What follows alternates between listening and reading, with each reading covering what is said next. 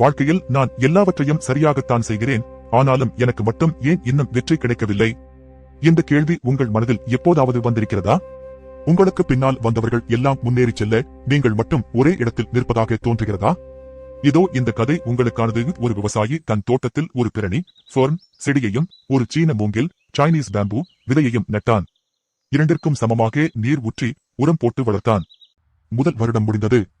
பிரணி செடி மிக வேகமாக வளர்ந்து நிலத்தை பச்சை பசேல் என மாற்றியது.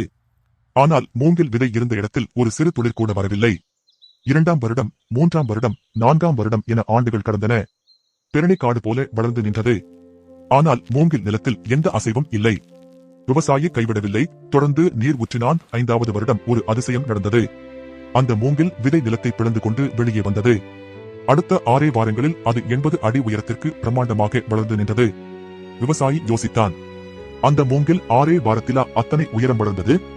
இல்லை, கடந்த 5 ஆண்டுகளாக அது நிலத்திற்கு அடியில் தன் வேர்களை பலப்படுத்திக் கொண்டிருந்தது.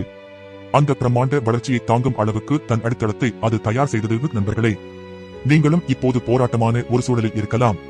உங்கள் உழைப்பிற்கு இன்னும் பலன் கிடைக்காமல் இருக்கலாம். ஆனால் ஒன்றை மட்டும் நினைவில் கொள்ளுங்கள், நீங்கள் இப்போது வீழ்ந்து கிடக்கவில்லை, உங்கள் வேர்களை பலப்படுத்திக் கொண்டிருக்கிறீர்கள். உங்கள் காலம் வரும்போது நீங்களும் அந்த மூங்கிலைப் போல யாராலும் எட்ட முடியாத உயரத்திற்கு வளர்வீர்கள். அதுவரை நம்பிக்கையை மட்டும் கைவிடாதீர்கள்.